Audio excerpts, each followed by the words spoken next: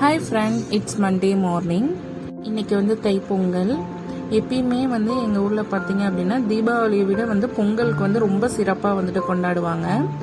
விடிகாலையிலேயே வந்து எந்திரிச்சு உப்பு வாங்கி நல்ல நேரத்தில் வந்து படைச்சாச்சு. அந்த உப்பு வாங்கி படைக்கிறது பார்த்திங்கன்னா எங்கள் அம்மா வீட்டில் தான் வந்துட்டு பழக்கம், எங்கள் வீட்டு சைடு வந்து பழக்கம் இல்லை. அதை வந்து அப்படியே வந்து ஃபாலோ பண்ணி நானும் இங்கே வந்து படைச்சிட்டேன். காலையிலே எழுந்திரிச்சு காலையில் படைச்சி முடிச்சுட்டு அதுக்கப்புறமேட்டு வாசல் வந்து தெளித்து கோலம் போட ஆரம்பிச்சிட்டோம். கோலம் வந்து எங்கள் அக்கா பொண்ணு ஒருத்தி இருக்கா, அவள் தான் வந்துட்டு வீடியோ எடுக்கிறது எல்லாமே வந்துட்டு அவள் தான். நான் தான் எடுப்பேன், நான் தான் கோலம் போடுவேன் அப்படின்னு ரொம்ப ராவடி பண்ணிகிட்டே இருந்தா. அவள் தான் இந்த வீடியோலாம் வந்துட்டு எடுத்து கொடுத்தா எனக்கு.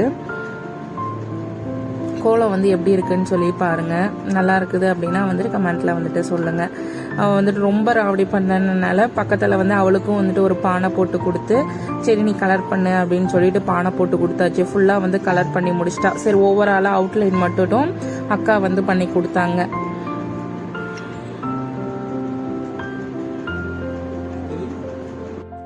எங்கள் ஊரில் பார்த்தீங்க அப்படின்னா பெரும்பொங்கல் அன்னைக்கு பெருசாக ஒன்றும் பண்ண மாட்டாங்க. சக்கரை பொங்கல் வச்சு சாமிக்கு வந்து படையல் வச்சு படைச்சிருவாங்க. அவ்வளோதான், வந்து சிம்பிளாக முடிச்சிருவாங்க. ஆனால் மாட்டு பொங்கலுக்கும் அடுத்த நாள் கறி நாளுக்கும் வந்துட்டு ரொம்ப சிறப்பாக இருக்கும். ஏன்னா வந்துட்டு மாடு இருக்கிறவங்க எல்லாமே வந்துட்டு மாட்டு பொங்கல் கொண்டாடுவாங்க. இங்கே வந்து மோஸ்ட்லி எல்லார் வீட்லேயுமே மாடு இருக்கும். அதே நாளில் தான் வந்துட்டு பெரியவங்களுக்கும் வந்துட்டு படைப்பாங்க.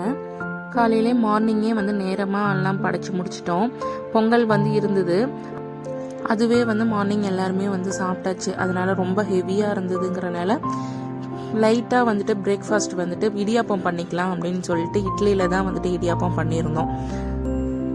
இவ வந்துட்டு ரொம்ப ராவடி பண்ணிகிட்டே இருந்தா. நானும் வந்துட்டு இட்லி ஊற்றுறேன், நானும் அதை சுற்றுறேன் அப்படின்னு சொல்லிட்டு அந்த சுற்றுறதுக்கு வந்துட்டு ரொம்ப வந்துட்டு இது பண்ணிகிட்டே இருந்தேன். அதனால் நீயே சுற்று அப்படின்னு சொல்லிட்டு விட்டாச்சு.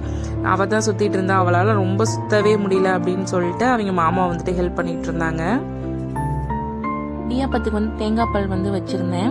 காலையில் வந்து பொங்கலுக்கும் இனிப்பு, தேங்காய் பாலும் இனிப்புங்கிறனால ரொம்ப தித்திப்பாக இருக்குது, எனக்கு ஏதாவது காரமாக வந்து செஞ்சு கொடு அப்படின்னு சொல்லி கேட்டனால சரி இடியாப்பத்துலேயே வந்து கொஞ்சம் காரமாக வந்து செய்யலாம் அப்படின்னு சொல்லி இடியாப்பம் எப்பயும் போல் எண்ணெய், கடுகு, கருவேப்பிலை, இடிச்சு வச்ச பூண்டு, வரமிளகாய் இதெல்லாம் சேர்த்தி நல்லா வதக்கினதுக்கு அப்புறமேட்டு மஞ்சப்பொடி, காரப்பொடி இதெல்லாம் வந்துட்டு ஆட் பண்ணி நல்லா வதக்கிட்டு தக்காளி வந்து நல்லா மசீர அளவுக்கு நல்லா வதக்கி எடுத்தாச்சு.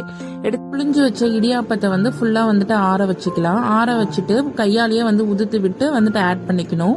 இடியாப்பத்தை வந்து சூடா வந்துட்டு ஆட் பண்ணீங்க அப்படின்னா ரொம்ப களி மாதிரி ஆயிடும். அப்படியே வந்து கிளறவே முடியாது, உதிரி உதிரியா வராது. இந்த மாதிரி உதுத்து விட்டீங்க அப்படின்னா நல்லா இருக்கும், சூப்பரா இருக்கும். ட்ரை பண்ணி பாருங்க. இந்த வீடியோ பிடிச்சிருந்துச்சுன்னா லைக் பண்ணுங்க, ஷேர் பண்ணுங்க, கமெண்ட் பண்ணுங்க.